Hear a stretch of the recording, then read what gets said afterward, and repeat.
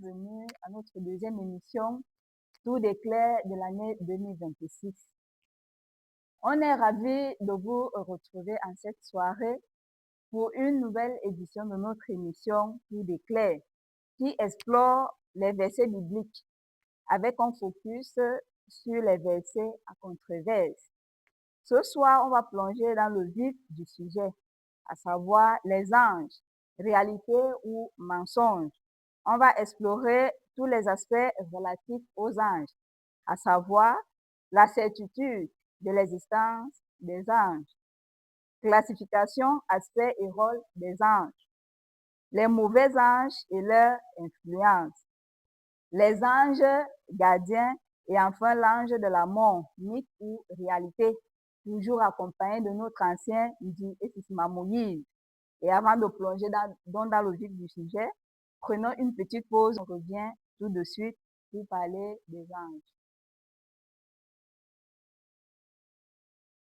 Bonsoir encore une fois de plus et bienvenue sur notre chaîne BMTV. Bonsoir ancien et bienvenue dans notre émission. Bonsoir sœur Huguette et bienvenue à nos auditeurs, à nos téléspectateurs.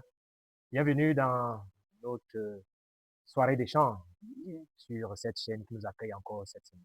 Oui, je l'ai dit, nous allons parler aujourd'hui des anges anciens. La certitude de l'existence des anges. Oh, oui, sœur Huguette, c'est loin d'être un fait imaginaire. La Bible est claire dessus. Les anges existent. Vous allez par exemple dans le livre de Luc, chapitre 2, verset 9, lire lorsque l'ange apparaît à Marie, celle-ci va prendre peur. Et un ange, cet ange a été très actif partant de Marie, puis Élisabeth, puis Joseph, puis Zacharie. Donc les anges sont non des créatures, ce sont des créatures célestes, des créatures spirituelles, sans péché, qui interagissent avec le monde physique, dont les anges existent. Merci. Et concernant la classification, aspect et rôle, quels sont les différents types d'anges et quels sont leurs rôles? Oui, comme tout système, les anges sont classés en fonction de leur catégorie. On a par exemple les séraphins, on a les chérubins, on a les archanges. Ceux-ci jouant des rôles variés et divers. Ils peuvent donc être impliqués dans la louange, ils peuvent être impliqués dans la protection, ils peuvent être impliqués dans la délivrance, ils peuvent être impliqués dans le service vis-à-vis des saints, c'est-à-dire ils peuvent être des envoyés de Dieu pour des missions précises vis-à-vis des hommes. Donc les anges sont classés en fonction de leur rôle, en fonction de leur rang. Comme je le disais tantôt, les catégories sont multiples, mais tous sont des créatures qui sont au service des hommes. Merci. Et comment on sait toujours que là où il y a le bien, il y a toujours le mal. Oui. Les mauvais anges et leur influence. Qu'en est-il des anges qui se sont rebellés contre Dieu? Oui, avant d'arriver aux anges qui sont rebellés contre Dieu, je vais revenir sur un aspect qui est important en rapport avec les anges. Je vais rappeler que les anges, bien qu'étant des créatures célestes, ne doivent être ni adorés, ni recevoir de notre part des prières. Parce qu'on entend souvent des gens dire, je vais invoquer Saint Michel Archange, je vais invoquer tel ange qui va venir agir. Quelques-uns même portent dans le cou des médaillons des anges pour prétester que, en ayant ces médaillons dans leur cou, ils profitent de leur protection. Les anges ne doivent donc recevoir de nous ni prière, ni adoration. Les mauvais anges donc sont la conséquence de cette dérive parce que il y a eu, quand on lit dans le livre d'Apocalypse 19, verset 6, on nous rappelle qu'il y a eu guerre au ciel. Michel et ses anges combattirent contre le dragon et ses anges combattirent. C'est-à-dire que les mauvais anges sont des anges qui sont rebellés au ciel, ils se sont révoltés contre Dieu et leur place n'a plus été trouvée au ciel. Ils vont donc être précipités sur la terre. Maintenant, sur la terre, sous quelle forme existe-t-il? Voyez-vous, ils ont perdu leur innocence, ils ont perdu leur pureté, ils ont perdu leur connexion avec Dieu. Du coup, ces mauvais anges se manifestent sous forme des démons. Quel est donc le rôle des démons? Leur rôle est de nous éloigner de Dieu. Leur rôle est de nous avilir. Je vais donner ainsi quelques cas. Le rôle de mauvais anges peut être nous atteindre physiquement, nous atteindre mentalement, nous atteindre spirituellement, nous atteindre même moralement. Comment est-ce que ces mauvais anges travaillent pour nous atteindre physiquement? Vous allez parfois vivre des fléaux, c'est-à-dire des maladies qui viennent et déciment des populations. Ils interviennent dans des graves accidents de circulation, dans des catastrophes naturelles où des vies, où des vies humaines sont comme ça emportées. Ils agissent également de manière moralement. Ils influencent. Ce que je veux dire, c'est que ces anges, bien ayant été chassés, bien qu'ayant perdu leur innocence, Dieu a permis qu'ils gardent une partie de leur influence. C'est-à-dire, il n'est pas voulu dire qu'ils ont gardé leur puissance, mais ils ont gardé une partie de leur influence, c'est-à-dire, ils peuvent encore agir pour influencer, pour entraîner, pour provoquer un certain nombre de choses. Et donc, on dit tantôt qu'ils peuvent être impliqués dans des épidémies, dans des maladies. Ils peuvent être impliqués dans le changement de la moralité. Voyez-vous, jusqu'à une certaine époque, il y avait des comportements qu'on jugeait amoraux. Il y avait par exemple l'homosexualité. Il y a même des attitudes comme la pédophilie. Il y a des attitudes comme l'inceste. J'ai appris par exemple dans certains pays, les oncles peuvent épouser des nièces. J'ai appris dans certains pays qu'il n'y a plus d'inceste entre pères, entre parents et filles. Voyez-vous, ces mauvais anges, ces démons travaillent dans les mentalités pour éloigner les hommes de la connaissance de la vérité de Dieu, pour éloigner les hommes de Dieu. Ils travaillent dans notre morale. Ils travaillent également dans notre, de manière dans notre spirituellement. Vous allez voir. Il naît et apparaissent des croyances bizarres. On va par exemple assister la croyance aux ancêtres, c'est-à-dire les crânes. On n'a pas besoin de Dieu. L'homme est un Dieu. Il suffit d'aller auprès d'un certain nombre d'entités, d'y faire des sacrifices pour que tout marche. Il y a la croyance en l'esprit des eaux, on appelle les mami wata, les sirènes. On a la croyance en l'esprit de la forêt. Quelques personnes ont des totems, c'est-à-dire des arbres, la croyance aux arbres. Il est lié de manière spirituelle, soit à un arbre, soit à un animal, de telle sorte que lorsque l'animal est touché, il est touché. Lorsqu'il meurt, l'animal n'a plus beaucoup de temps à vivre. C'est-à-dire, il est relié spirituellement à un animal. Ce sont des connexions qui sont l'œuvre manifeste des esprits méchants, l'œuvre manifeste des démons. Ils sont également impliqués même dans notre mentalité, voyez-vous. De plus en plus, la criminalité, la méchanceté, des animosités, des pratiques qui, à une certaine époque, faisaient encore foi aux deux maintenant, qui sont déjà admises comme normales. Les mauvais anges, ils travaillent dans le but de nous éloigner de Dieu. Ils travaillent dans le but de nous détruire. Mais soyez rassurés. Dieu également a des bons anges qui travaillent à sens inverse pour empêcher aux mauvais anges d'atteindre leur but, pour empêcher aux mauvais anges de pouvoir, pour neutraliser leur projet, de nous adopter des anges qui veillent sur nous pour neutraliser l'action des mauvais anges dont le but est de nous éloigner de Dieu. Et ils utilisent une technique qui a marché, vous vous rappelez, dans le jardin d'Éden. Cette technique consiste à faire quoi? Nous faire douter de Dieu. Dans Dieu a-t-il réellement dit, Dieu sait que le jour où vous mangerez, vous serez comme des dieux. Aussi, il y a donc des doctrines qui circulent, qui veulent nous faire atteindre un niveau supérieur. C'est peut-être ce qu'on véhicule dans les milieux sectaires, où on dit que l'homme va atteindre un certain niveau d'élévation qui est tel qu'il va être initié et il va atteindre un degré où il sera à même d'entrer en contact avec des forces. Oh, c'est le ministère des mauvais anges dont le but est de faire croire à l'homme qu'il est un Dieu et qu'il n'a pas besoin de Dieu. Par conséquent, il peut s'en aller.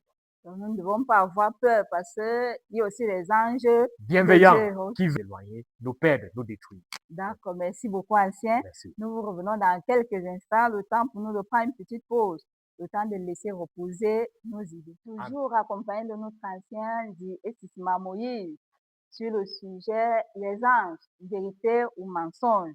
Ancien, nous revenons à vous.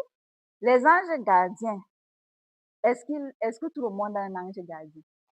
C'est une question complexe. Pour ne pas spéculer, je propose que la Bible puisse répondre elle-même. Dans le livre Psaume, chapitre 34, verset 7, il est écrit clairement que l'ange de l'Éternel campe autour de ceux qui le craignent et il les arrache du danger.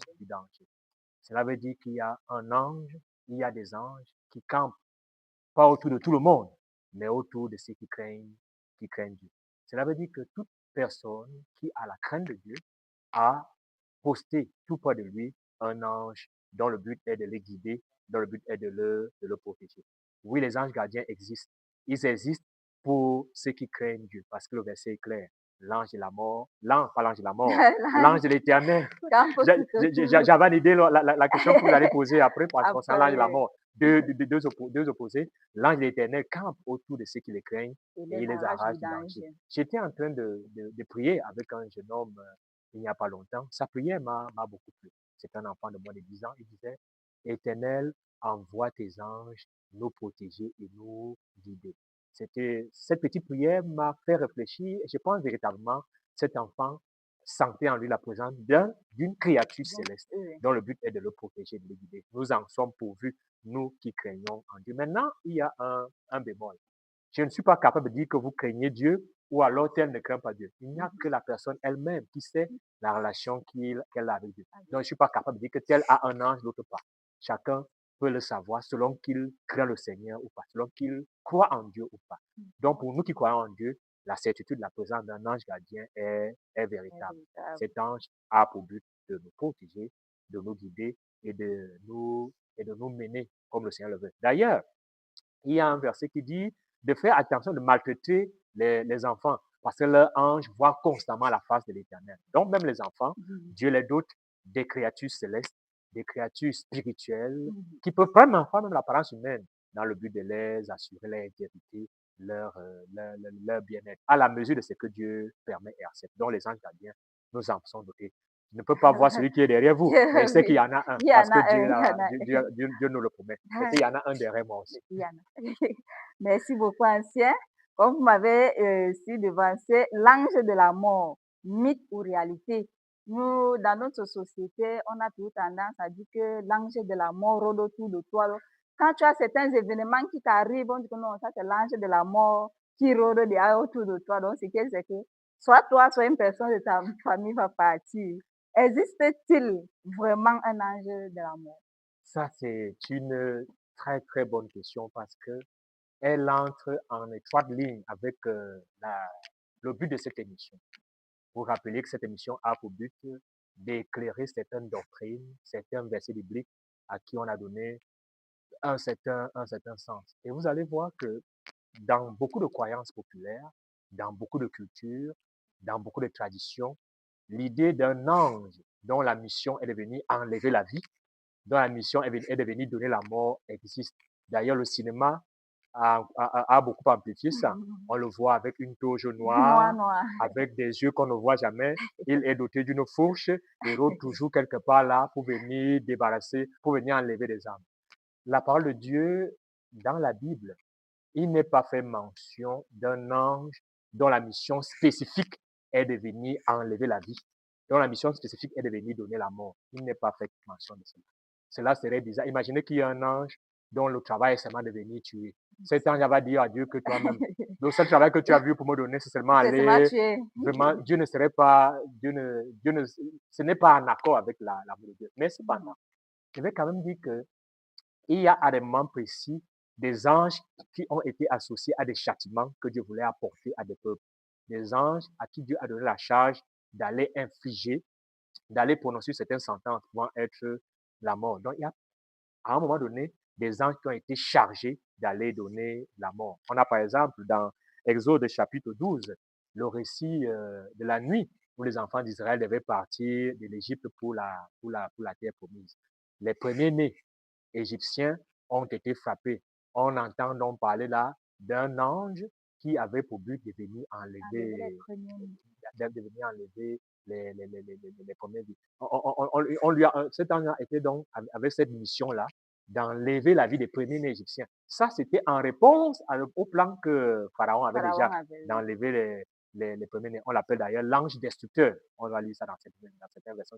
Soit le destructeur, soit l'ange destructeur. Sa mission à ce moment-là était d'aller ôter la vie des Hébreux. Il y a même encore, quand on lit dans 2 Samuel chapitre 14, lorsque David fait le dénombrement du peuple, Dieu envoie un ange pour châtier alors que l'ange est en train de faire périr le peuple, Dieu, à un moment donné, vient et dit à l'ange, enlève ta main, cesse de faire abattre le peuple fléau qui est en train de les décimer. Donc, à un moment donné, un ange peut être chargé d'une mission d'apporter la mort, mais ce même ange, ayant donné la mort ici, peut aller donner la La vie, vie, peut aller sauver, peut aller avoir une mission salvatrice ailleurs. Donc, il n'y a pas un ange spécialisé dans la mort. Bien que cela apparaisse dans certaines traditions, par exemple dans l'islam, et chez eux, l'ange Gabriel ou l'ange Azaël a pour mission, Allah l'envoie pour aller exterminer. Il n'y a pas un ange spécialiste de la mort. Non, non, non, cela n'existe pas. Les anges peuvent avoir des actions de jugement, mais il n'y a pas une catégorie d'anges de la mort dont la mission est de venir enlever des vies ou alors donner la mort aux hommes, aux créatures que Dieu aime. D'accord. Merci beaucoup, Ancien, pour ces explications-là et on se dit à la semaine prochaine. À la semaine prochaine.